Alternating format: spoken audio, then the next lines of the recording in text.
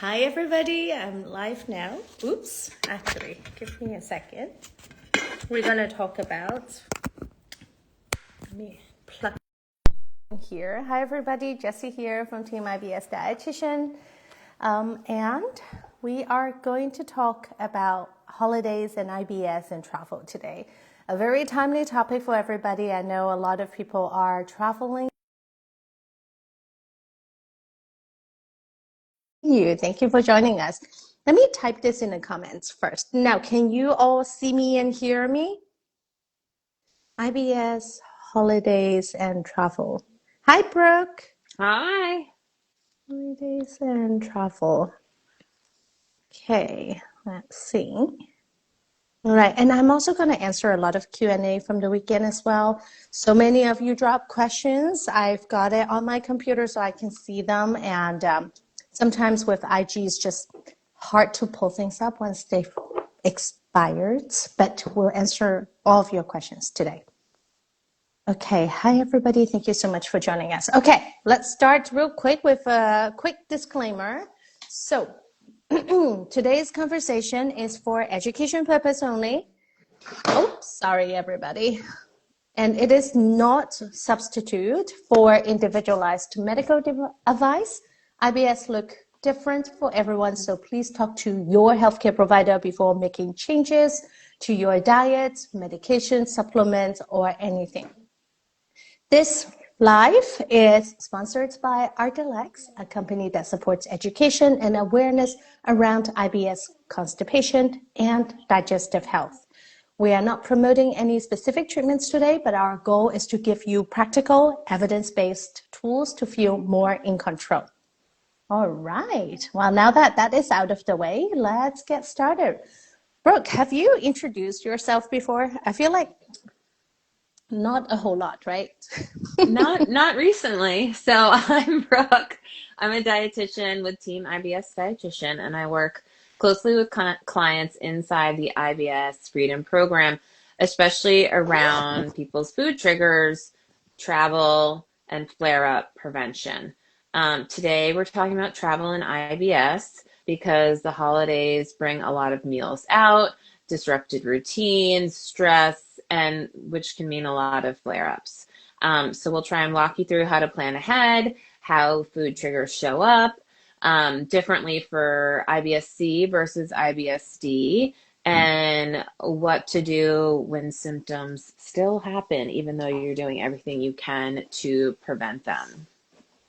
Yeah, and I think we'll also, talk separately about how to prepare for IBS-C for holidays and for travel, and how to prepare for IBS diarrhea as well, because it's very different.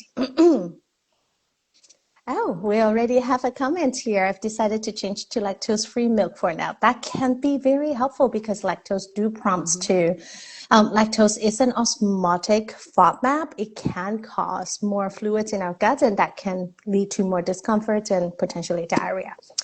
All right, let's dive in. So why does travel cause more IBS flare-ups? So travel is probably one of the biggest flare-up triggers we see, not just because of food, right? Because of our routine change, sleep, hydration, stress, all of those are changing all at one time. It's not like one thing happening at a time. Everything is switching all at one time. And many people oftentimes people blame it on the meals that, I ate this, now I have the symptoms, but we really have to look at the big picture, right? Are there something else going on too? Did you skip meals? Did you have worse sleep, poor sleep? Were you dehydrated? Was your anxiety already very high to begin with, when you started your trip? Because I think travel is hard for everybody. Travel is especially hard for those of us with IBS, and myself included. I'm IBS-C. If I'm going on a trip, I take the time to plan. Well, I think sometimes, we feel like, why do we have to do this? But if we do have IBS, we just have to be more diligent in planning for what we can do to support our body and how to help it maybe overcome routine changes, right? Maybe overcome not drinking enough fluids. Okay. So, a few general travel strategies. One, don't skip meals. Skipping meals, it can increase gut sensitivity and make flare up more likely. I think this is something we hear a lot from our patients, and actually a lot on the IG Q&A. It's like, why if I skip a meal, I get more bloated? I haven't even eaten anything. Because when you skip meals, your organs, your digestive tract still thinks there are food coming through, especially if you are a very routine person. Your gut likes routine. So when you skip the meal, your body will still start digesting stuff that they think is coming. When it's not coming, then that can, the enzyme or the digestive juices or the acid, that can become a gut irritant for your GI tract. And that can cause more discomfort. So the first rule of thumb is don't skip meals. Now, for travel, and if you have food triggers, it can be very challenging to find food for you that you can eat. And one of the things we really recommend for a lot of people is to bring snacks. Bring food that for sure you can eat. It can be a backup option for you. It doesn't have to be your full meal. But if circumstances doesn't allow you to have a full meal, you at least have something to fall back to, so that you are not eating for prolonged period, or you get to a point where you're so hungry, then you eat everything in sight, or risk eating things that can trigger your symptoms. That's especially important for those of you who know that you have certain IBS triggers, food triggers. So make sure you have something for yourself. Okay. And then another thing about traveling, also what I just said as well, if you know where you're going, if you're driving through towns, if you're driving through cities, look up restaurants ahead of time, look up menus ahead of time, call them ahead of time to see, if this is a place where you can eat. If you're flying, then, airports have a little bit less options, but usually they have stable options. That is common in airports. Those are things, you can again plan for. Check out the restaurants, check out the menu, call them ahead of time to see if they can make changes for you. If it's if it's a transit center, like an airport or a train station, I think chances are they won't be able to accommodate you, especially during the holidays when there's so many people coming through. In that case, having that snack might just save your life, or might just make you not be so hungry. What are some of the snacks that we love, that our patients love? I think Go Macro Bar is one of them. I'm going to throw out some names here, not an endorsement, but just something that we find our clients like, and, something maybe you can try. We usually like snacks. Oh, also, if you have our free low FODMAP starter guide, we have a grocery list here. There's also a bunch of snacks here. Rice cakes with any kind of nut butter or peanut butter, that's always helpful snack. That is low FODMAP. What else? Let me see. Okay, I have Snyder's here. So if you need gluten-free, Glutino or Snyder's are always good options, but remember to pair it with a protein if you can.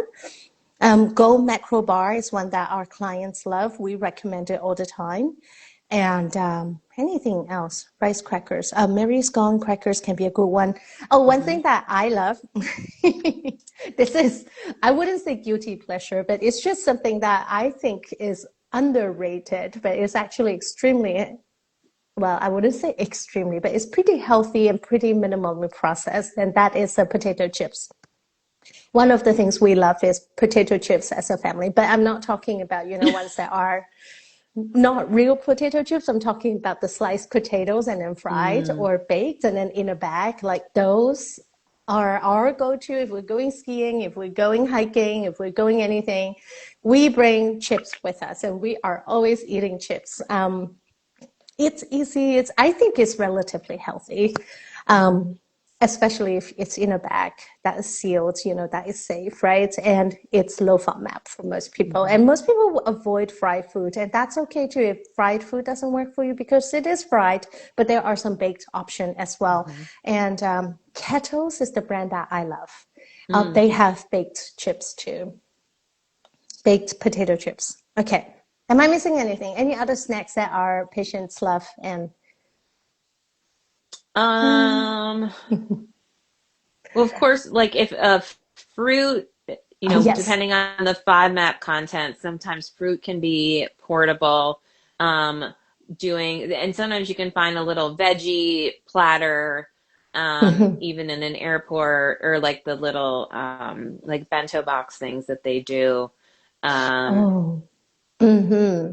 and I'm trying to think of what else I've seen they actually sometimes will have protein shakes too, like the Core Power protein shakes. Hmm. Um, though I don't think those are certified gluten free, but they're good. They're a healthier option if you need some protein. Yeah, and when you're talking about the bento box, I'm thinking also the fruits and cheese, right? Cheese is always helpful. Yep. Most cheeses, Yep.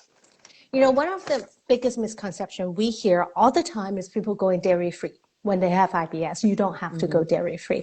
You Mm-hmm. can, it's also on our grocery list here. You can have most cheeses are lactose free. I think with the exception of ricotta, cottage cheese, like those very wet, very Soft cheeses. soggy Yeah. cheese. Yeah.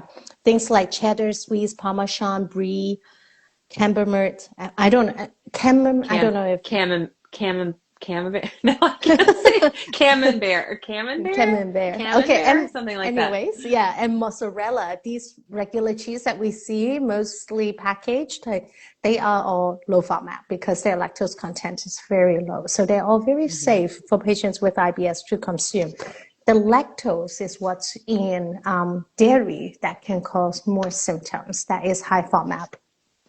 That is highly fermentable and it draws fluids in. So, cheeses is a safe category, and fruits, if it is citrus fruit season, and we know citrus fruits are low FODMAP. So those are, if you like a little tangerines, those are so easy to bring with Mm-hmm. you. They stay clean. I really like things that you can peel and then eat, and you don't have to worry so Mm-hmm. much about it. Or what we also do is we wash fruits and we bring with us. Well, now my family, we eat all FODMAPs. Not everybody with IBS needs to be low FODMAP, but we are talking here is for those of you who may still be on the low FODMAP diet or need more help. But for us, we just wash the fruits and bring it with us. Oh, one thing I started doing when my kids have soccer tournaments further away, I'm washing a bunch of kiwis and I bring it with me and I eat the whole thing. Well, except the top, but I would eat the skin as well. And that helps me stay regular. And what we all know, 2 kiwis a day really helps with regulating bowel movements. And for those of us with IBS-C, that can be a very helpful fruit. And it's super simple. You can just wash it and then put it in a bag and bring it with you. So that could be another option as well. I know oh, it's funny in my head, but not everybody's going to find it funny that there was a reel that I shared. It's a meme. It's like if you travel, that lady was eating celeries on an airplane. But it's okay. I'm gonna have to reshare it actually because that was really funny. Yeah. When you can't go, you really will try to do anything to help yourself go. And for me, that would be fruits.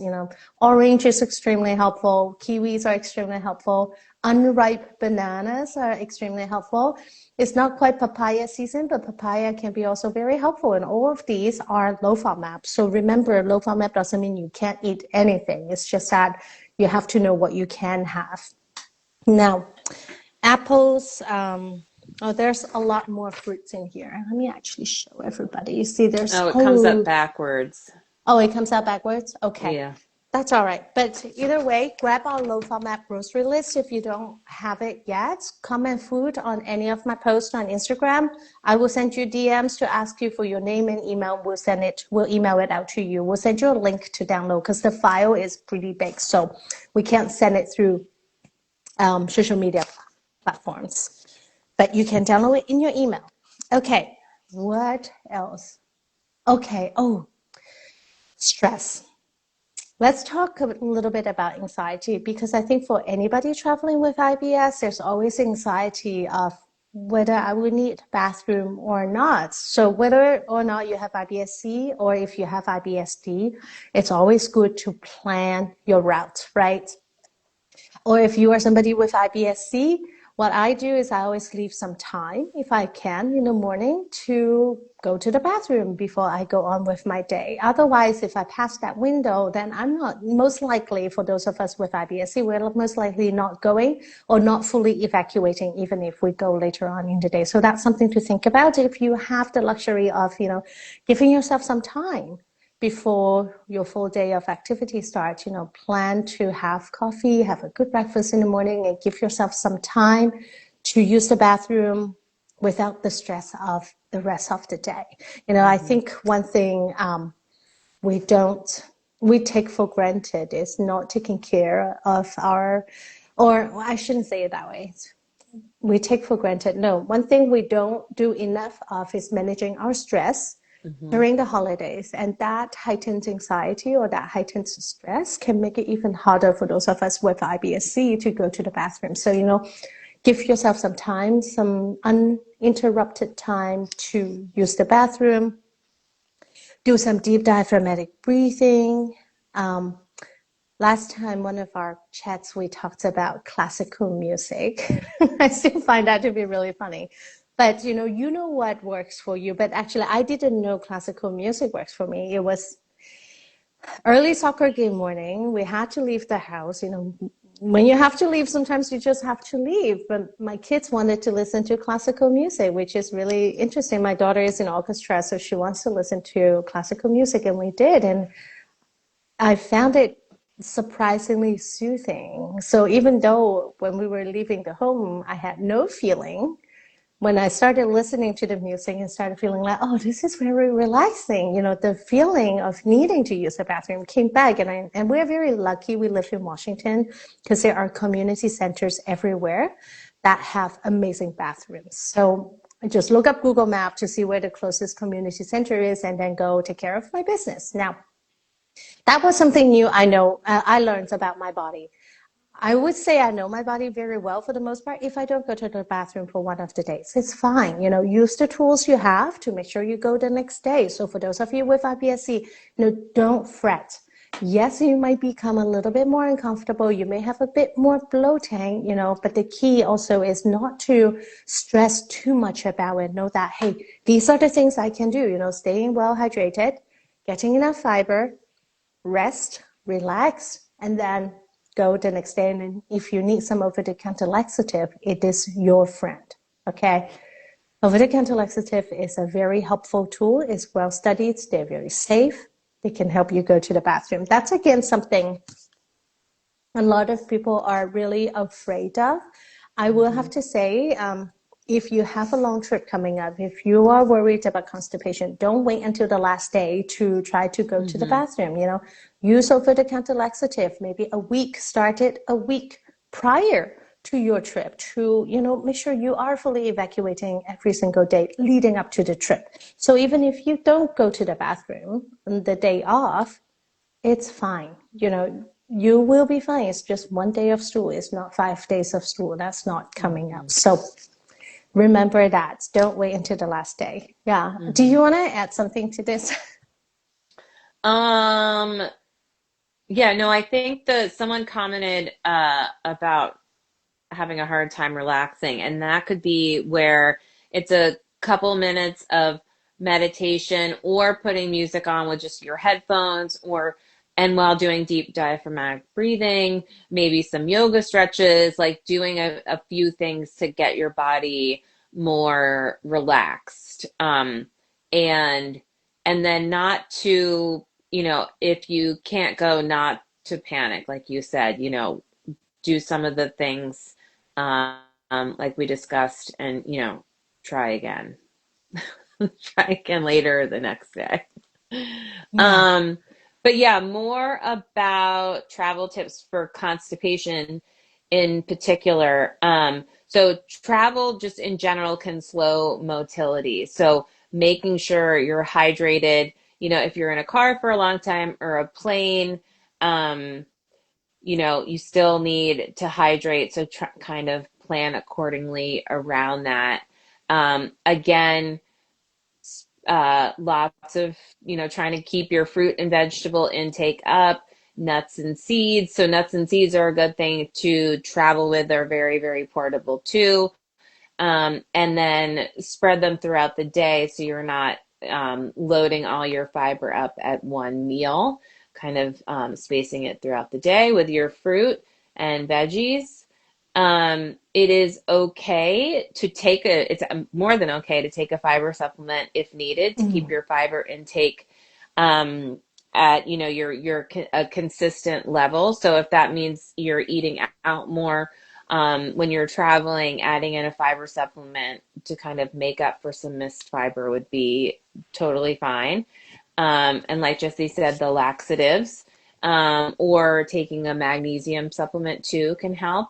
And even a magnesium can help with muscle relaxation, so that might be helpful too.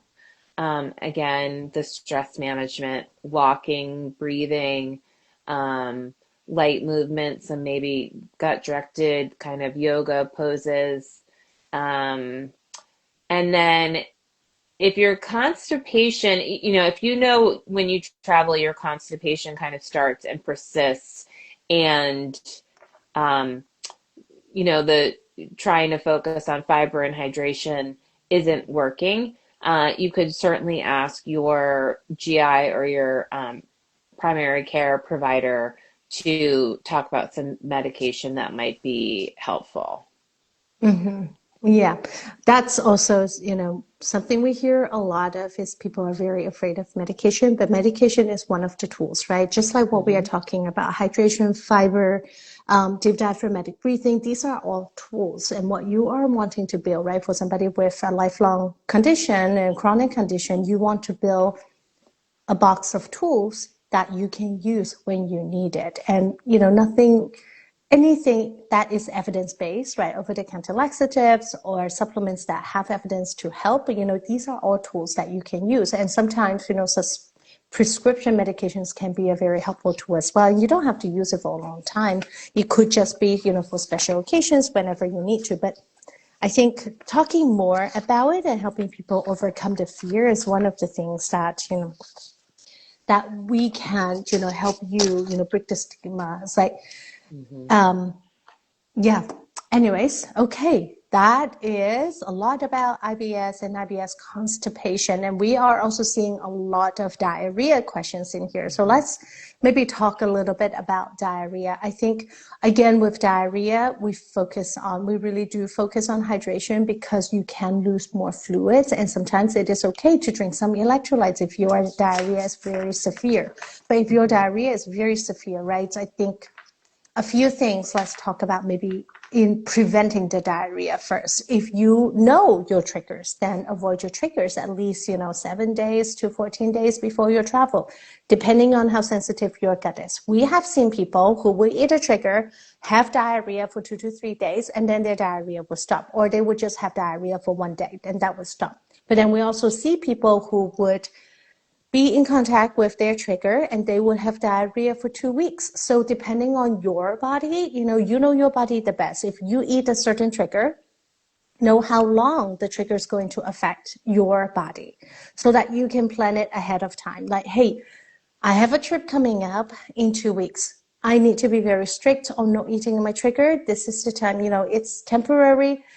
After the trip, I can relax a little bit more. But, know your body, know your trigger, avoid it ahead of time if you can. Now, another thing, like what Brooke was talking about, fiber could be a wonderful supplement for either IBS-C or IBS-D. For IBS-C, right, it softens the stool and help it come out easier. For IBS-D, it actually helps you bulk up the stool, especially for soluble fiber. Soluble fiber, we like to call it a double-edged sword because it works for C and it works for D. And it does improve stool consistency for it not to be as liquidy.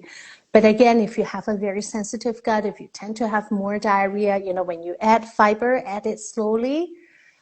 Slow as in it depends on, your body. What are usually it's 1 scoop or 1 tablespoon is one serving, right? Hmm. So sometimes it's if a patients have a very sensitive gut, we usually start them at a teaspoon just to see, Hmm. give them the confidence that they can take it. Now, for those of you who may be traveling, this is not what you try the day before you travel. This is something you try ahead of travel. And then if it works for you, then add it to your toolbox, right? So start with a teaspoon, increase it to 2 teaspoons, and then increase it to 1 whole tablespoon, maybe over 3 days, just to see your tolerance level. And again, anytime you are adding fiber supplements to you're increasing fiber, or if you're trialing fiber supplements, drink more fluids, okay? Or else it can make your gut symptom worse, okay? Do it according to the instructions on the label for the fiber supplements. But it is a very helpful tool to have when you're traveling, or to use when you're traveling, whether you have C or D. And psyllium husk is usually what we recommend. Now, there are so many different brands with psyllium husk. Find one that just has psyllium husk or very minimum ingredients, then that way it's most likely low FODMAP as well, and it can be, maybe give you more of your peace of mind and not worry so much that, hey, you may have FODMAP contents in it. I would say avoid the ones that has sugar, alcohols, or sweeteners in them, because those tends to irritate people's guts when you have IBS. Anything else? Did I miss something else? Fiber is such an important topic. I think that's it. Okay, yeah. And then another thing, we are seeing the people's comments in here is the anxiety and the panic attacks, right? So when you feel like, oh my goodness, the urge is coming, what am I going to do? We have the IBS Nutrition Podcast has an episode with a GI psychologist, Dr. Ali Navidi. Go check out that episode. He talked about it. He's amazing. And he gave people tools, to cope in those situations, because we know, especially for those of us, for those of you with IBS diarrhea, when that cramp happens, a lot of the times we'll go into panic mode, and that's not going to help you, right, in your situation, because the more anxiety we have, the more likely a flare-up is going to happen. And usually what we would recommend in those times is, hey, pull something out of your toolbox to help calm your body down.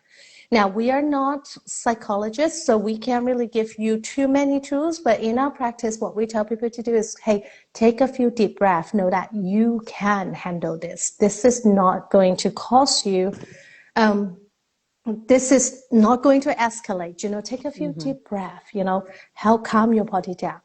And deep diaphragmatic breathing is very, very helpful too. A lot of the times our patients, who do it consistently will say, okay, I felt the urge when I was driving home, or I felt the urge when, I was in the grocery store, and then I did the full breath like we talked about. You can do it anywhere. Nobody needs to know that you are doing deep diaphragmatic breathing. So deep diaphragmatic breathing is you breathe so deep, you pull down on your diaphragm. I wish I can show you. Maybe I can stand up. Okay. Your diaphragm is right here, right? So you pull down your diaphragm and your belly sticks out. So breathe in, breathe out. You can see the belly sticking out. So that's your diaphragm pulling down and pushing your intestines out. So it does a few things. It massages your intestines actually because of the movements, and it activates your vagus nerve to help calm your gut-brain axis.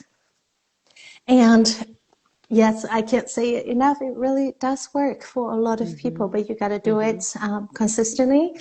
And if you are worried about eating food, sometimes we tell our patients to do it before your meals. Like, hey, do a few deep breathing before eating. That's going to tell, if it's calm, it's going to calm your digestion. It's going to actually improve your digestion before or after the meal, or even during the meal. But anytime you feel like, oh my goodness, my anxiety is creeping up, I'm really worried about something's going to happen, do some breathing. And it helps with bloating too. This is interesting. One of our clients in the past, she was working with a physical therapist because we did suspect some pelvic floor dysfunction with this client. And the pelvic floor therapist had her measure her waist. And one day she was a bit more bloated, and then she did a few deep diaphragmatic breathing. And then she measured her waist before and after that. Her waist shrank 2 inches. And it was wow, phenomenal, and sometimes that's also, it helps realign some of the muscles that might not have been working properly as well in your abdominal area. What is that word called? Dysynergic Abnormal defecation? visceral abnormal viscerosomatic reflex. Yeah.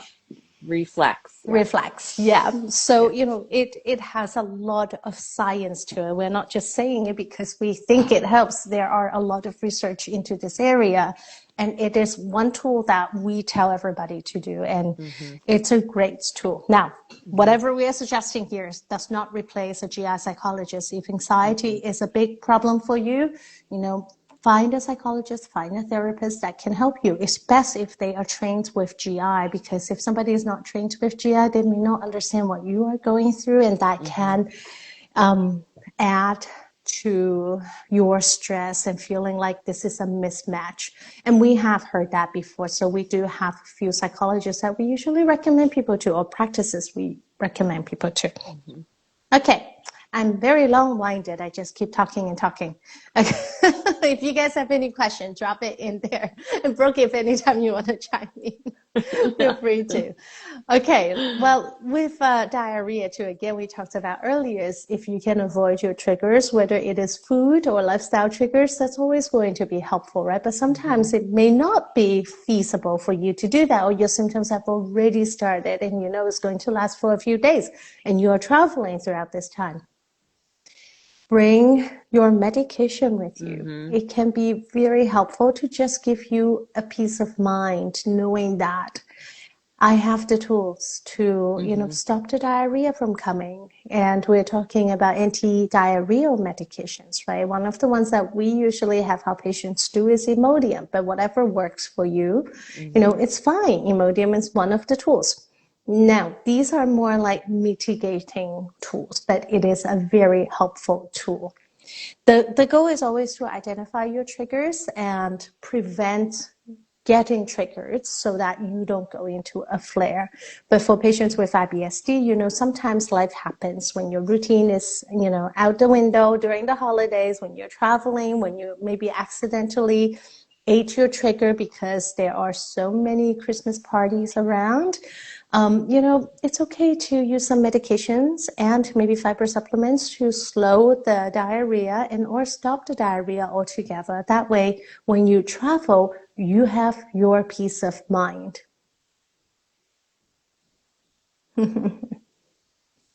And we've got a comment here. I'm planning on eating one FODMAP at a time when I travel, but is it really necessary if ingredients weren't a trigger?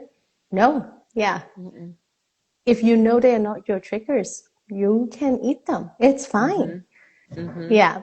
But again, you know your body the best. If with added stress, with travel and disrupted routine, sometimes, that can be an added stress and added trigger. So it could be like the stress trigger. It could be the, what is it? What was I just saying? Disrupted routine trigger. Mm-hmm. If those are your triggers, then I would not compound, FODMAPs, gut irritants to the list. But it really depends on what your triggers are. Mm-hmm.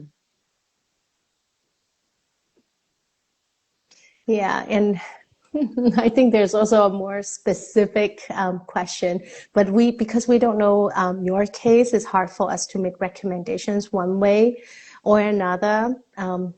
But yeah, let's keep going a little bit. Oh, one thing we didn't talk about is sleep. Sleep is a huge factor on our gut, right? Sleep is a huge factor on not just our gut, but our overall well-being. And holidays are very difficult because we oftentimes, travel can compromise our sleep, not sleeping enough, or just not sleep. And then sometimes with alcohol and coffee, that can make our sleep worse as well. So be mindful of caffeine intake throughout the day. If you are somebody who is very sensitive, stop coffee at 12 p.m. Don't drink any more coffee. I think sometimes especially with holiday parties, you might need a pick-me-up in the afternoon. You could have some decaf if you can tolerate it, but don't go full-blown high caffeinated drink. Mm-hmm. Yeah, we've got a comment saying sleep is huge and I don't sleep when I travel. I hear you, girl. Especially when we go to conferences. I feel like we are just,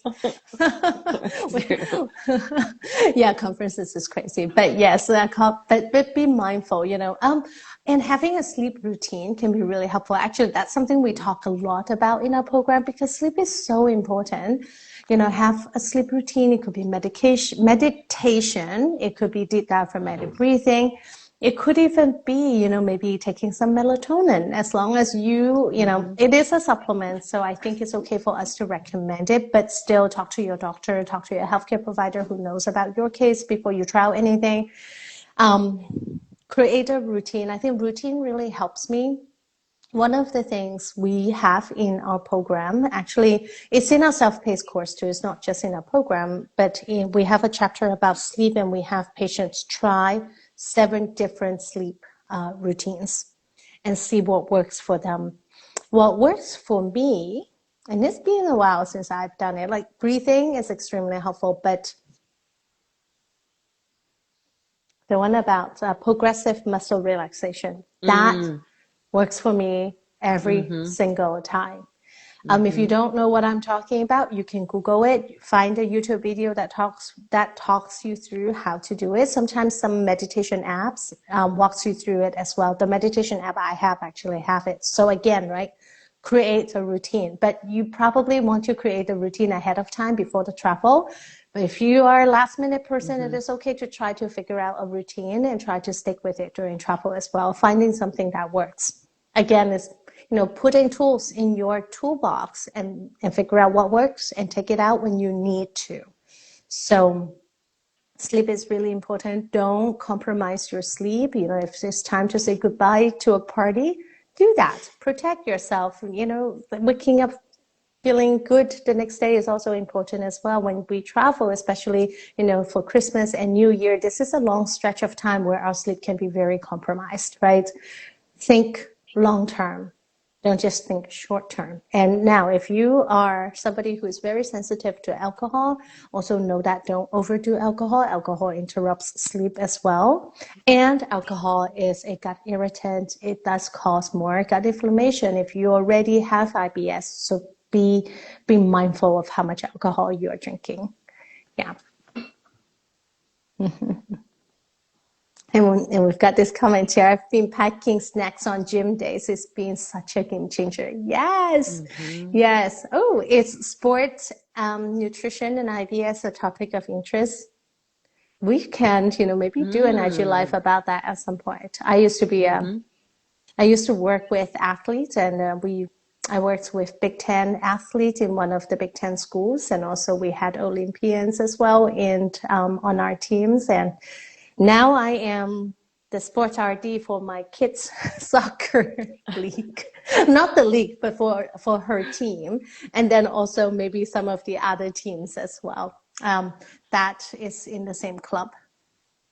Okay. What else do we want to talk to? Oh, before we jump into Q&A, I want to share something real quick. We are enrolling for our January and February group of IBS Freedom Group Program. This is our signature program that has helped a lot of people identify their triggers. It's not just food, right? We talked about lifestyle triggers as well, and help them move on with their life from IBS. You can go to my pinned post to learn more, but right now we are doing early enrollment with discounts, but that is ending next week. So you get $500 off when you watch our free IBS Relief Masterclass.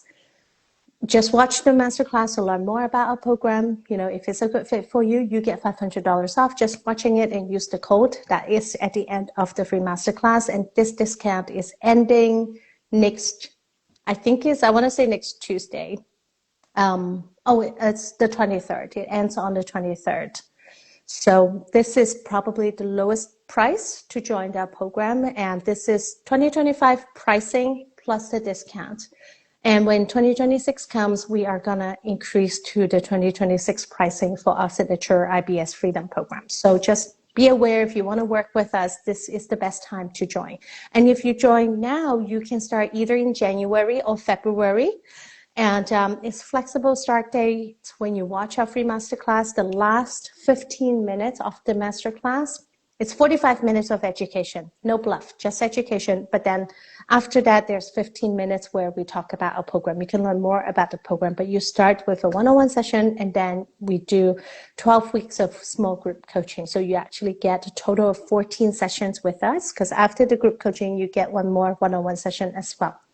And Brooke leads our IBS Freedom program, but you actually get 2 dietitians when you join the program, because both Brooke and I are always checking our patients' progress and making sure they are moving in the right direction. And because we meet with you every week, we know your body very well, because we have our patients document everything they're eating, all of their symptoms, and what their bowel movement looks like. And we make recommendations according to, how things are doing in your body. And again, if you don't want to miss the discount, enroll before December 23rd. And I think we only have about 2 to 3 spots left with the early enrollment discounts. We already have a few people who have secured their spots to start in January. So if you want to work with us, do that. Okay, let's talk about Q&A. We have so many questions. Let me pull it up real quick. Brooke, I might do some rapid fire question with you. Do you want to do that? Is that fun? Sure. Okay. Oh, I had a question. Well, somebody asked about ARRAE. I have no idea what that is. Do you know what that is? Supplement company. Oh, it is supplement. So nope, we do not recommend it. I Googled it. It does not look like it has any third-party testing on it. And if you are in the US, one of the very important things to keep in mind is that the government does not regulate supplements. It doesn't need to go through FDA or any sort of testing to make sure it is safe for you. So no, we do not recommend it. Managing IBS most likely doesn't really require supplements, maybe beside the exception of fiber supplements or magnesium citrate if you are IBS-C. So I would be very careful. I see that you are reading into it. What are your thoughts? Same thing. Yeah. Yeah. Ooh, it said it's a holistic supplement with herbs and enzymes. That's already sounding iffy, okay? And with supplements in the US, again, the reason why we always emphasize third-party testing is because we don't know if there's chemical contamination in there. We don't know if there's heavy metal contamination in there. You don't know what you get in a bottle is what it really is on the bottle. So be very careful. I have a profile highlight on Instagram. That is labeled supplements. Go learn more about third-party testing and what logo to look for if you are trialing any supplements. But again, always talk to your physicians or healthcare team or dietitian, before trialing anything. Okay, and then another question is about caffeine. We kind of talked about that a little bit. Do you want to maybe recap that a little bit? Oh, are you here? Oh, we have a question here. And actually, that's one of our, I think we lost Brooke briefly. So we had a question about caffeine. Can you all still hear me? I can. Okay. Oh, can you? Oh, Brooke, I think I lost you on one side and I can't hear you. We have a question about caffeine. So caffeine, there are 3 things with it. One is it can help those of us with IBS constipation. As long as you don't have reflux, drink it in the morning. It can help us go to the bathroom. It's a natural laxative. It can be very helpful. But if you drink it later in the day, like a very sensitive person, I don't drink it after 12 p.m. because I know I will be up at night, and when my sleep is interrupted, it's going to cause me to have more IBS symptoms the next day. So, know your body. It can be helpful for IBS-C. If you have IBS-D and you're traveling, then maybe avoid caffeine. Okay. Somebody asked, how does fiber help with IBS as the person suffering from symptoms already has super soft, watery stool? Do you want to take that one? Sure. So psyllium has some I good need to figure out why I research. can't hear you. Sorry. Oh, You go on. can you hear me? Um, and the what it actually can do is for diarrhea is kind of sop up that extra liquid that might be in your intestines. So it's viscous, so it forms a gel with the extra fluid. Okay, sorry, I can just now hear you. I think because Facebook side froze. Okay. Yeah, so I was just saying that the psyllium Mhm. can sop up because it's viscous, can sop up the extra liquid in your intestines. Yeah. So when it comes to choosing a fiber for somebody with diarrhea, we definitely want to choose something that is soluble. So it Mm-hmm. dissolves in water. And number two is it forms gels. So what Brooke was saying with viscosity is that it's gel forming. And when it forms gel, it can soak up the extra fluids in your stool and can help improve your stool consistency. And when and it can make the stool more formed for somebody with IBS diarrhea. But like what Brooke was saying, I heard the hydration. Make sure you're getting enough fluids if you are doing fiber supplements because too Mm-hmm. little fluids can make it more irritating. Mm-hmm. There is a question I think I really want to address. Maybe you can address it too. I've gotten so many advertisements for this GI map thing. My red flag button goes up. Absolutely. There's Mm-hmm. no evidence that Mm-hmm. knowing your gut microbiome can help you with anything. I think Mm-hmm. it's an interesting knowledge to know like, oh, what is in actually is not even your gut microbiome, it's your stool microbiome. Because Mm-hmm. what GI map does is it measures your poop and see what is the microbial composition of your poop. But keep in mind, your GI tract is not your poop. Okay, what comes out in your poop is not a complete reflection of what is in your GI tract because some microbes are very good at anchoring, whereas Mm-hmm. some microbes are very good at anchoring in your intestines and they don't shed. And if they don't shed, they're not gonna have a large representation on your feces. But then some microbes like E. coli or other like the ones that wants to infect the next person, they're better at shedding and their presence will be more strongly in the stool. Mm-hmm. So we're still learning so much about the gut microbiome, what it means. We have, I would say, right now we don't know what it means. When you have a list of breakdown, what these kind of companies do is they will give you a breakdown of what they see in your stool. Hopefully they're accurate, but who knows, but we don't know what to do with that data. But when they give that list, you will see things like we have seen our patients GI map results. We never ask for them, but if they've done it, they sometimes will upload it for us to see. But we see sometimes like red, green, and then normal. Like who defines what is too much and Mm-hmm. what is too little? Like how do that's just not normal for that region or for that person? Mm-hmm. Everybody have a different microbiome. I think it's just too early in the days to say that, hey, what is causing what microbiome composition causes symptoms in people. So GI map, essentially they just tell you the breakdown. Some of the companies that does gut microbiome testing or poop testing, they will also try to sell people supplements or diet regimens to say, oh, if you follow this, if you take these supplements, then you will restore your gut microbiome. Don't do that. It's a whole business model. And then, of course, they will Mm-hmm. try to sell you the stool test again in a few months to see if anything changed. Save your money. It's very Mm-hmm. expensive. Don't Mm-hmm. do it.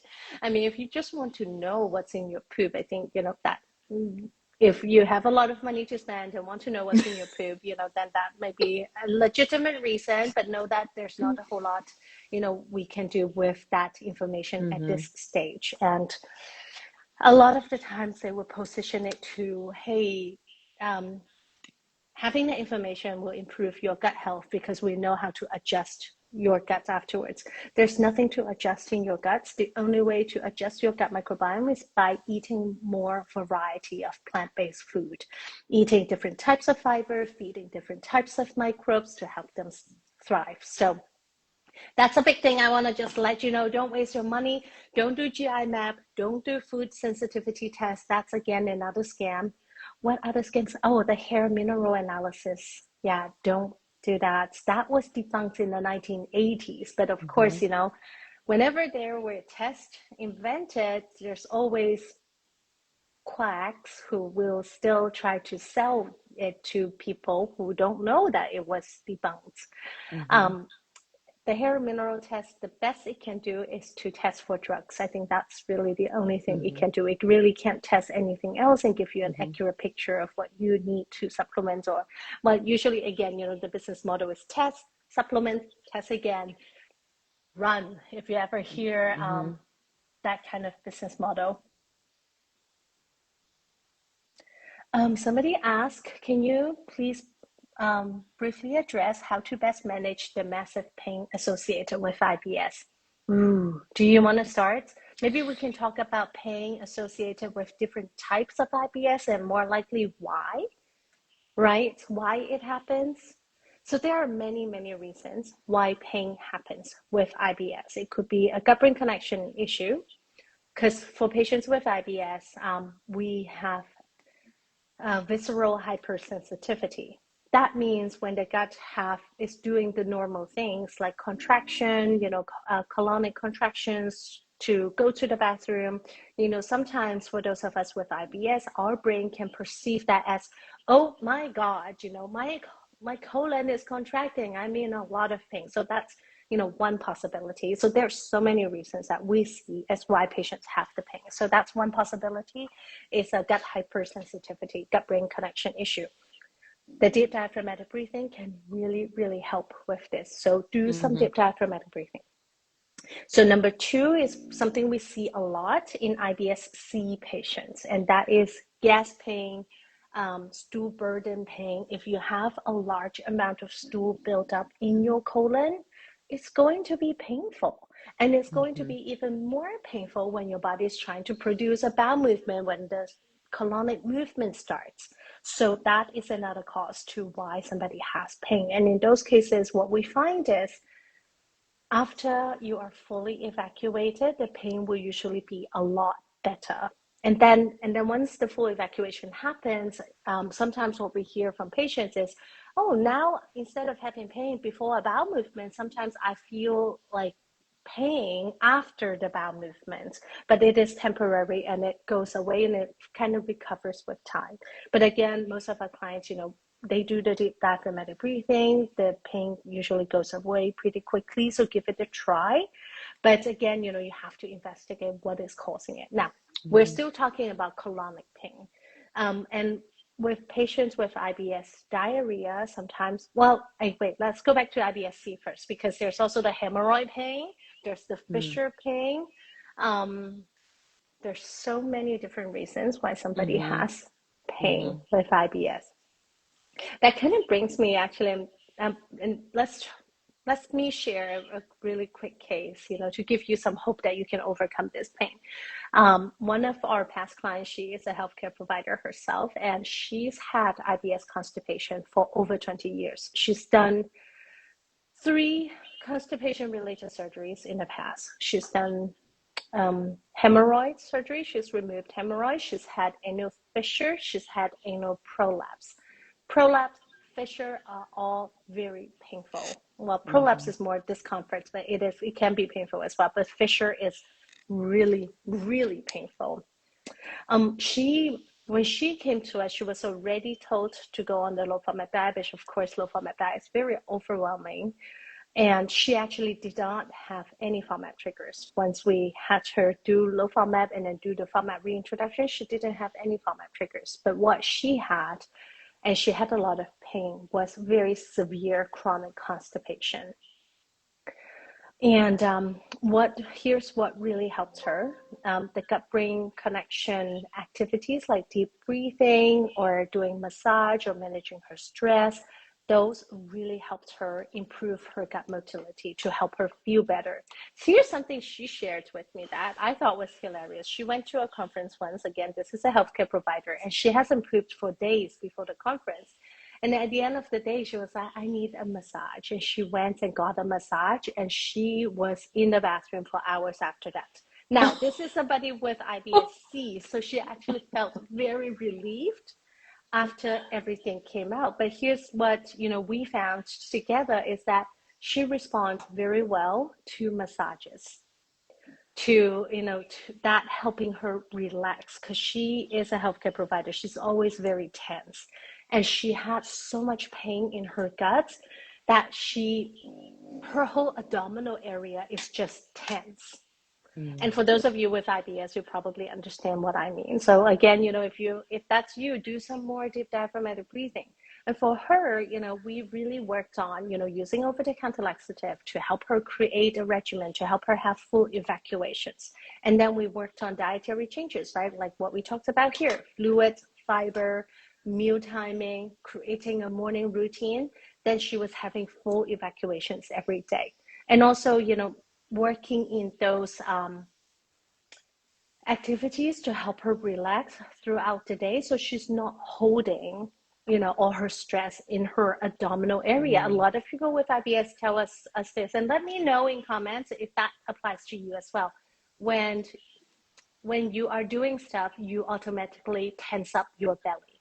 Like, do you do that? That's something a lot of us do, myself included, but I've learned to, find ways to relax it. And one of the ways is deep diaphragmatic breathing. And that's what we helped her, creating that routine, really enforcing it, making it her lifestyle. And she did not have any FODMAP triggers when we did the FODMAP challenges.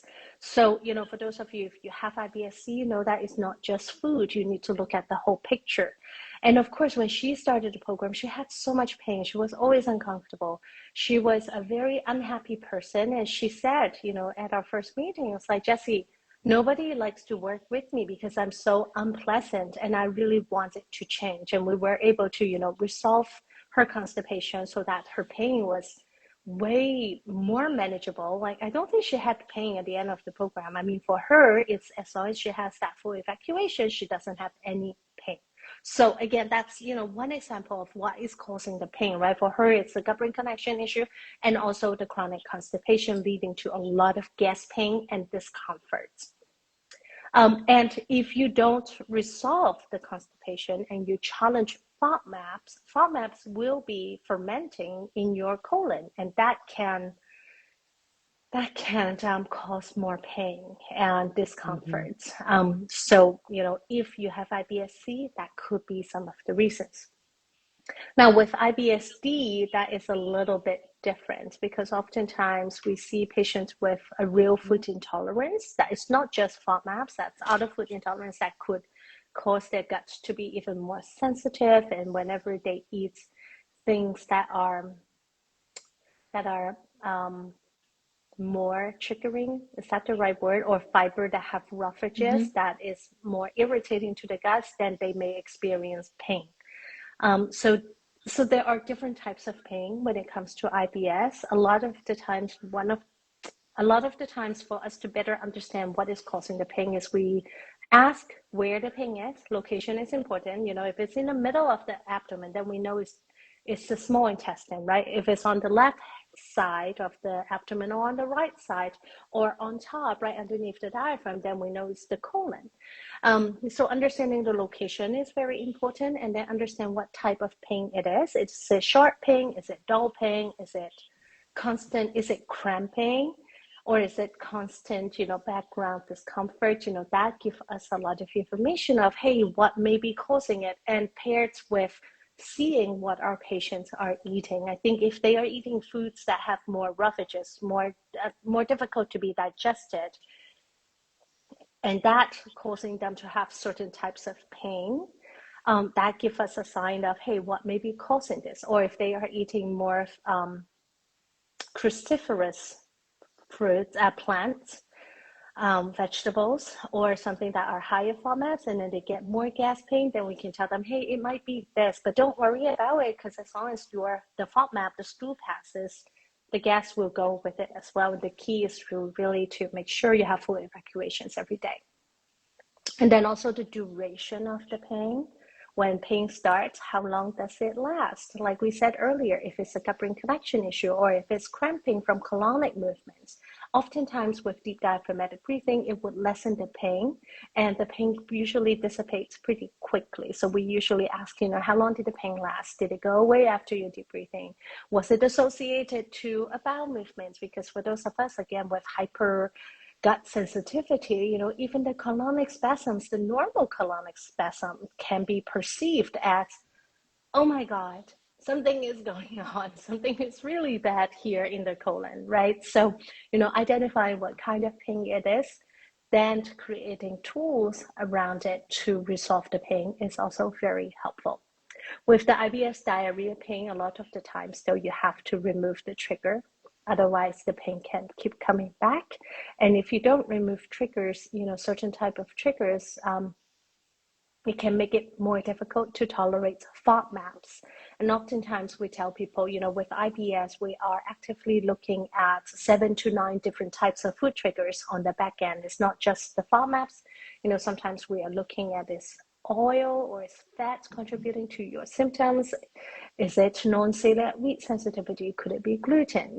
We look at so many things. And also when people test their triggers, we also monitor, what symptoms they have, how it affects their bowel habits.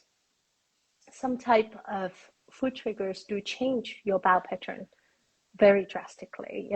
Then we, really look into, could it be this? Are you intolerant to this, or are you intolerant to that? Or, most of the time with FODMAPs, I think if we can resolve the root cause of what is causing off the symptoms in a patient's, their tolerance to FODMAPs will drastically improve.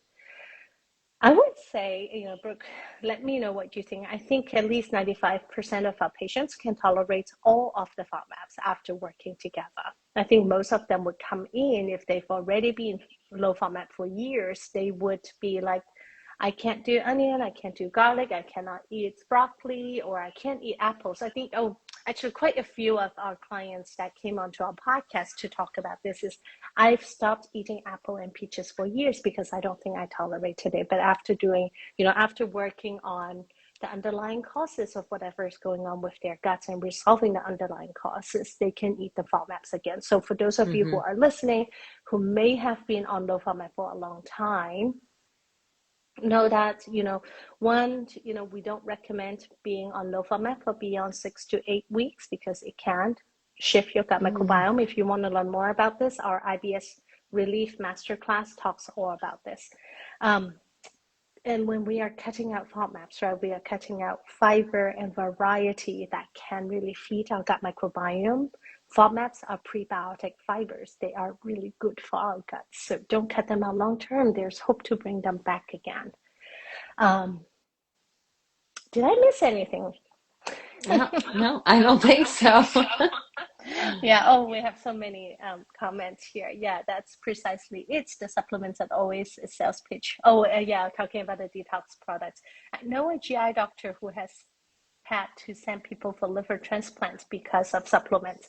Absolutely be very careful, especially detox supplements. Those are unregulated laxatives, if you don't know what it means, and oftentimes we don't know what they are, so be very careful. I see somebody here that's watching that also put in a question over the weekend is, do you provide treatment plans for overseas citizens? We do. Actually, in our group program, yes, we do. But email us, ask me any questions, but watch our free IBS Relief Masterclass first to really understand our approach, because our approach is not for everybody. We don't do tests. We don't do a lot of supplements. We use fiber supplements here and there. We recommend certain vitamins and minerals depending on labs from our patients. We don't recommend a lot of things. And I know sometimes people come to us wanting to do more tests, wanting to do more supplements. That's just not us. So, it's best for you to understand what we do and our approach, which is really identifying food triggers, optimizing lifestyle, and also creating a routine that works. One of our viewers here saying, hair mineral test said I was allergic to soy. I avoided it for years, but but literally it's one of my safe foods. Yes, avoid hair mineral test. There's so many scam tests out there. I mean, save your money. These tests are expensive, and they're one more way to get people to buy more supplements. I think people Mm-hmm. like tests, myself included. I really like tests, but it has to be a legitimate test. Mm-hmm. Mm-hmm. And somebody said as long as I use digestive enzymes, it's fine. If not, is diarrhea. Yeah, like that sometimes, digestive enzymes can help, but you need to know which ones are legitimate. Mm-hmm. I recently did a giveaway with one of the companies. It's called Intolerant. So they have a line that can help break down FODMAPs. There's another company called FODzyme that again also can be helpful in breaking down FODMAPs. But what we also want to say is not everybody has a FODMAP intolerance. You may not need to spend, hundreds of dollars, or it's quite expensive, these enzymes. Like it's about $100 a month if you're using it for 2 meals a day. It can be more if you're using it for more meals a day. So you may not need to use these digestive enzymes. Okay, somebody asked, I'm having some stomach pain issues right this afternoon with IBS-D, don't know why. Like what we talked about earlier, right? It could be a gut-brain connection issue. It sometimes could be a very sensitive gut issues. We also have patients who, they do endoscopy, they do colonoscopy, and there are mild inflammation in their gut. That does not qualify for IBD, okay? But mild inflammation, and sometimes, those are the places where they feel the pain. So in those cases, sometimes we recommend avoiding roughages, avoiding things that are very difficult to digest.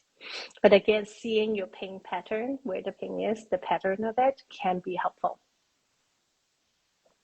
Is bile acid FODMAP dependent? No, bile acid is a different category. It is something we assess for IBS diarrhea patients.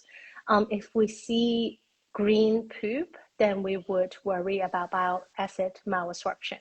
So it's a different food trigger category. Like we said Mm-hmm. earlier, there are at least 9 different categories of food triggers that we are keeping in the back of our head even when working with our patients. FODMAP is only one of them, and Mm-hmm. oftentimes it's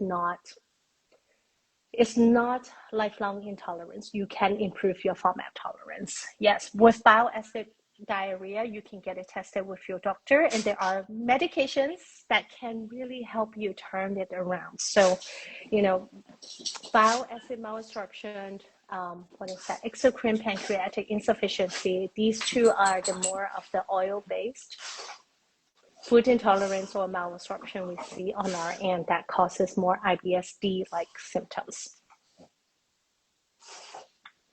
Okay. Oh, we've got somebody said, can't wait to work with you. Currently, I'm aboard November 26th, reaching to the US. Okay, well, we can't wait to work with you as well.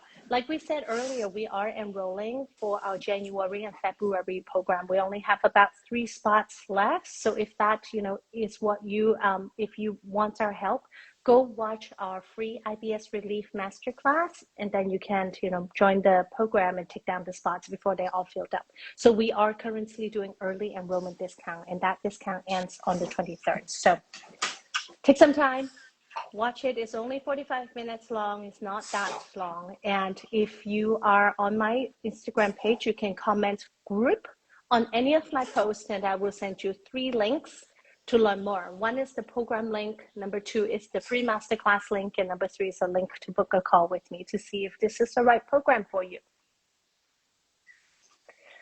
Oh, somebody asked, how can I deal with IBS gut issues in the public while in a moving vehicle? I think we didn't talk about that earlier because travel can be a problem. So if you're dealing with IBS diarrhea, earlier we talked about maybe using medications, right? It could be an anti-diarrheal medication so that you have your peace of mind knowing that you don't need to run to the bathroom while you are traveling. Medications is a really good tool for those of us with IBS, whether you have C or D. It is one of the tools in your toolbox to help stop accidents from happening.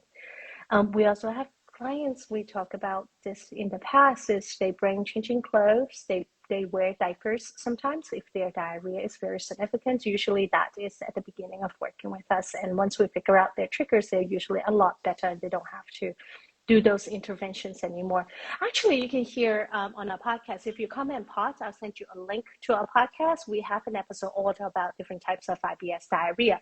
And we have had so many past clients come onto our podcast to share their IBS diarrhea journey and story. And you know, the anxiety of having diarrhea is very, very real. So go take a listen. You are not alone if that is your concern. You know, do all those mitigating measures, medications, bring changing clothes, bring pads, bring wipes, put on a diaper if you need to. It is okay, and nobody needs to know. Nobody needs to know. And you are not alone. Okay. Mm-hmm. Oh, and somebody else said, sometimes I take Imodium to help alleviate the pains, but there's been a few times that it doesn't help much.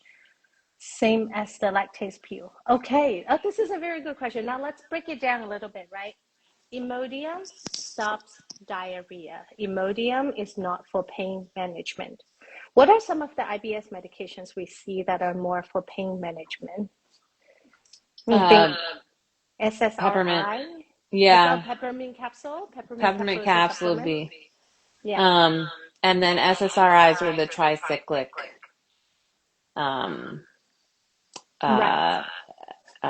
medications. Right, and then sometimes is Ametisa one of the, and then there are of course a lot of prescription medications that can help manage pain as well. So, you know, Imodium is not a pain management tool. Imodium is an anti-diarrheal medication. So know what you are taking and what they are for, okay? And then sometimes with lactase pills. So let's also talk about lactase a little bit. Lactase is an enzyme that can help break down lactose. And lactose is the sugar in dairy products, right? And that is the high FODMAP component in dairy products. If you are lactose intolerant, then lactase can help break down the lactose to help you not run to the bathroom and help you not have as much gas when you eat lactose. So I just want to clarify, you know, if these are things that your providers recommended, ask them what they are for and how to take it. We actually, you know, we do teach our patients how to use anti-diarrheal medication. Sometimes we'll help them dose it if they are traveling or if, you know, if their case is way more severe. And we also work with our patients to dose their bile acid malabsorption medications if needed, or exocrine pancreatic insufficiency medications if needed. Usually the physician prescribes them, give them some educations, and if we are working with the patients, we help them dose it depending on what they are eating and figure out the right dose to keep their symptoms at bay. If they do have a FODMAP intolerance, then we recommend the appropriate enzyme to help them break it down. So lactase would be the one that breaks down lactose. And then there's also Beano, you know, fruit that can help you break down fructans or GOS. And then there's also FOBzyme or intolerance. These are the ones that have multiple different enzymes in one product. So for people who don't know what they are intolerant to, you know, those are the ones we would recommend. But usually if we know specifically what you don't tolerate in terms of FODMAPs, we make more specific recommendations that are cheaper for the wallet and can be better for long term. Yeah. We have a question about colonoscopy. Should I get a colonoscopy for someone my age? How old are you? We don't know that. So, so screening colonoscopy is recommended after 45. If you have some, if your GI thinks you should get a colonoscopy, you probably should get a colonoscopy. Yeah. Screening is always a good tool. A lot of our patients that come to work with us have already done colonoscopy. If they've not done colonoscopy and they are past the age of 45, we usually recommend getting one since they already have a lot of gut issues. I also went to my GI and did the colonoscopy and endoscopy, and not much was found either. Would a low FODMAP diet help with this? And what testing is needed to diagnose IBS-D? Good question. Well, I want to say congratulations. Not much was found in your colonoscopy and endoscopy. It's very good news because it's not something a lot worse than IBS. Now, not to disregard your symptoms, right? Because IBS is very debilitating. And sometimes it can feel like, all of my tests are normal, the doctor thinks it's all in my head. They may not say it, but sometimes when you receive that information, it may feel like that. It's not.